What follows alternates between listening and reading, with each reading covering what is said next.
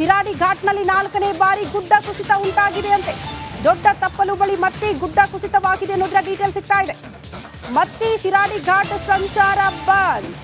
4ನೇ ಬಾರಿ, ಒಂದಲ್ಲ ಎರಡಲ್ಲ 3 ಬಾರಿ ಆಲ್ರೆಡಿ ಕುಸಿತ ಆಗಿತ್ತು. ಈಗ 4ನೇ ಬಾರಿ ನೋಡಿ. ಶಿರಾಡಿ ಘಾಟ್ ಆ ಸಂಪರ್ಕ ಮಾಡುವಂತಹ ರಸ್ತೆ ಮೇಲೆ ಗುಡ್ಡ ಕುಸಿತ ಆಗ್ತಾ ಇರೋದ್ರಿಂದ ಪದೇ ಪದೇ ರಸ್ತೆ ಬ್ಲಾಕ್ ಆಗ್ತಾ ಇದೆ.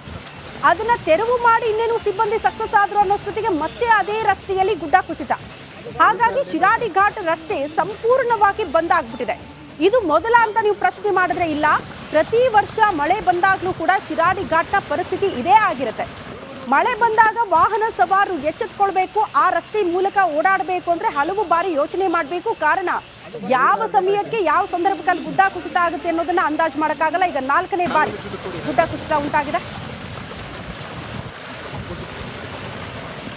ಈಗಾಗಲೇ ಹಾಸನದ ಮಲೆನಾಡು ಭಾಗದಲ್ಲಿ ನಿರಂತರವಾಗಿ ಮಳೆ ಆಗ್ತಿರುವಂತಹ ಕಾರಣವಾಗಿ ಹಾಸನದ ಶಿರಾಡಿ ಘಾಟ್ನ ರಾಷ್ಟ್ರೀಯ ಹೆದ್ದಾರಿ 75 ದೊಡ್ಡತಪ್ಪಲು ಬಳಿ ನಿರಂತರವಾಗಿ ಮಣ್ಣು ಕುಸಿತು. ಈಗಾಗಲೇ 2 ಬಾರಿ ವಾಹನಗಳು ಇಲ್ಲಿ ಸಿಲುಕಿ ಹಾಕೊಂಡಿದ್ದವು. ಈಗ ನೋಡ್ಬೋದು, ನಿನ್ನೆ ಕೂಡ 3 ಲಾರಿಗಳು ಇಲ್ಲಿ ಮಣ್ಣು ಗುಡ್ಡ ಕುಸಿತ ಉಂಟಾಗಿ 3 ಲಾರಿಗಳು ಕೂಡ ಮಣ್ಣಿನ ಅಡಿಯಲ್ಲಿ ಸಿಲುಕೊಂಡಿದ್ದವು. ಈಗಾಗಲೇ 2 ಲಾರಿಯನ್ನ ಕೂಡ ಮಣ್ಣಿನಿಂದ ಹೊರ ತೆಗೆದಿದ್ದಾರೆ. ಇನ್ನ 1 ಲಾರಿಯನ್ನ ಆ ಒಂದು ಕಂದಕಕ್ಕೆ ಬೀಳುವ ಹಂತದಲ್ಲಿ ಬಂದು ನಿಂತಿರುವುದನ್ನ ನೋಡ್ಬೋದಾಗಿದೆ. ಕೆಳಗೆ ಸಾಕಷ್ಟು ತಗ್ಗು ಪ್ರದೇಶ ಇರುವಂತದ್ದು. ಜೊತೆಗೆ ಈಗ ಮತ್ತೆ ಮಣ್ಣು ಕುಸಿದ ಹಿನ್ನೆಲೆಯಲ್ಲಿ ಈಗಾಗಲೇ ರಸ್ತೆ ತೆರವು ಮಾಡುವಂತಹ ಕಾರ್ಯವನ್ನ ಮಾಡ್ತಿದ್ದಾರೆ.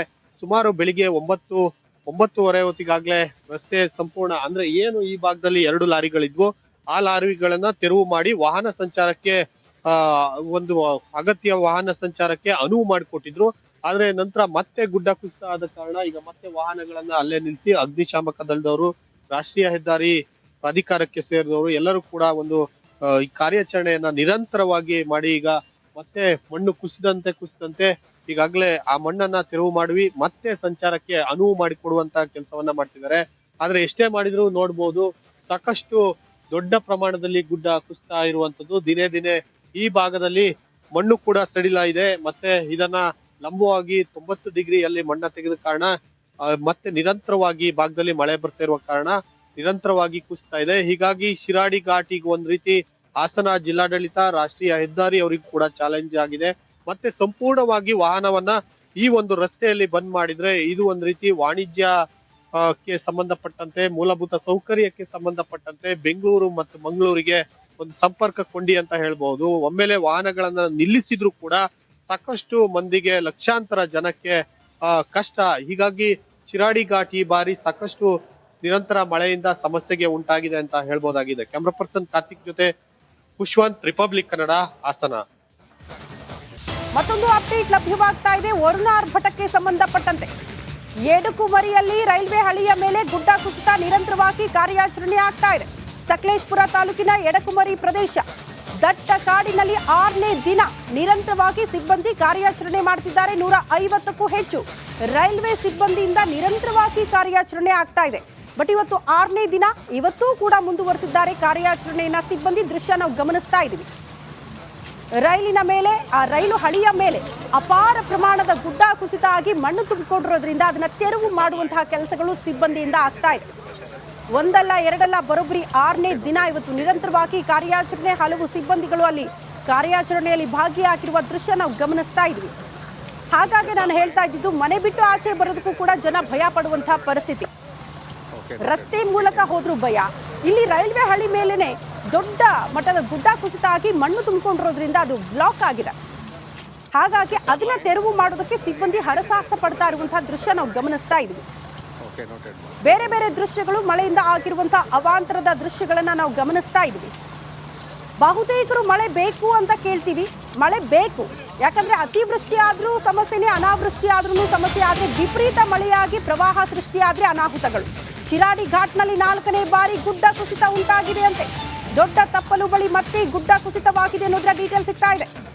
ಮತ್ತೆ ಶಿರಾಡಿ ಘಾಟ್ ಸಂಚಾರ ಬಂದ್. 4ನೇ ಬಾರಿ, ಒಂದಲ್ಲ ಎರಡಲ್ಲ 3 ಬಾರಿ ಆಲ್ರೆಡಿ ಕುಸಿತ ಆಗಿತ್ತು. ಈಗ 4ನೇ ಬಾರಿ ನೋಡಿ. ಶಿರಾಡಿ ಘಾಟ್ ಆ ಸಂಪರ್ಕ ಮಾಡುವಂತಹ ರಸ್ತೆ ಮೇಲೆ ಗುಡ್ಡ ಕುಸಿತ ಆಗ್ತಾ ಇರೋದ್ರಿಂದ ಪದೇ ಪದೇ ರಸ್ತೆ ಬ್ಲಾಕ್ ಆಗ್ತಾ ಇದೆ. ಅದನ್ನ ತೆರವು ಮಾಡಿ ಇನ್ನೇನು ಸಿಬ್ಬಂದಿ ಸಕ್ಸಸ್ ಆದ್ರು ಅನ್ನೋಷ್ಟೊತ್ತಿಗೆ ಮತ್ತೆ ಅದೇ ರಸ್ತೆಯಲ್ಲಿ ಗುಡ್ಡ ಕುಸಿತ. ಹಾಗಾಗಿ ಶಿರಾಡಿ ಘಾಟ್ ರಸ್ತೆ ಸಂಪೂರ್ಣವಾಗಿ ಬಂದ್ ಆಗ್ಬಿಟ್ಟಿದೆ. ಇದು ಮೊದಲ ಅಂತ ನೀವು ಪ್ರಶ್ನೆ ಮಾಡಿದ್ರೆ ಇಲ್ಲ, ಪ್ರತಿ ವರ್ಷ ಮಳೆ ಬಂದಾಗಲೂ ಕೂಡ ಶಿರಾಡಿ ಘಾಟ್ನ ಪರಿಸ್ಥಿತಿ ಇದೇ ಆಗಿರುತ್ತೆ.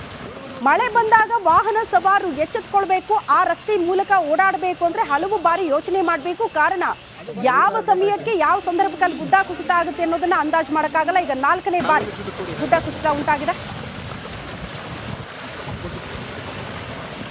ಈಗಾಗಲೇ ಹಾಸನದ ಮಲೆನಾಡು ಭಾಗದಲ್ಲಿ ನಿರಂತರವಾಗಿ ಮಳೆ ಆಗ್ತಿರುವಂತಹ ಕಾರಣವಾಗಿ ಹಾಸನದ ಶಿರಾಡಿ ಘಾಟ್ನ ರಾಷ್ಟ್ರೀಯ ಹೆದ್ದಾರಿ 75 ದೊಡ್ಡತೊಪ್ಪಲು ಬಳಿ ನಿರಂತರವಾಗಿ ಮಣ್ಣು ಕುಸಿತು. ಈಗಾಗಲೇ 2 ಬಾರಿ ವಾಹನಗಳು ಇಲ್ಲಿ ಸಿಲುಕಿ ಹಾಕೊಂಡಿದ್ದವು. ಈಗ ನೋಡ್ಬೋದು, ನಿನ್ನೆ ಕೂಡ 3 ಲಾರಿಗಳು ಇಲ್ಲಿ ಮಣ್ಣು ಗುಡ್ಡ ಕುಸಿತ ಉಂಟಾಗಿ 3 ಲಾರಿಗಳು ಕೂಡ ಮಣ್ಣಿನ ಅಡಿಯಲ್ಲಿ ಸಿಲುಕೊಂಡಿದ್ದವು. ಈಗಾಗಲೇ 2 ಲಾರಿಯನ್ನ ಕೂಡ ಮಣ್ಣಿನಿಂದ ಹೊರ ತೆಗೆದಿದ್ದಾರೆ. ಇನ್ನ 1 ಲಾರಿಯನ್ನ ಆ ಒಂದು ಕಂದಕಕ್ಕೆ ಬೀಳುವ ಹಂತದಲ್ಲಿ ಬಂದು ನಿಂತಿರುವುದನ್ನ ನೋಡ್ಬೋದಾಗಿದೆ. ಕೆಳಗೆ ಸಾಕಷ್ಟು ತಗ್ಗು ಪ್ರದೇಶ ಇರುವಂತದ್ದು, ಜೊತೆಗೆ ಈಗ ಮತ್ತೆ ಮಣ್ಣು ಕುಸಿದ ಹಿನ್ನೆಲೆಯಲ್ಲಿ ಈಗಾಗಲೇ ರಸ್ತೆ ತೆರವು ಮಾಡುವಂತಹ ಕಾರ್ಯವನ್ನ ಮಾಡ್ತಿದ್ದಾರೆ.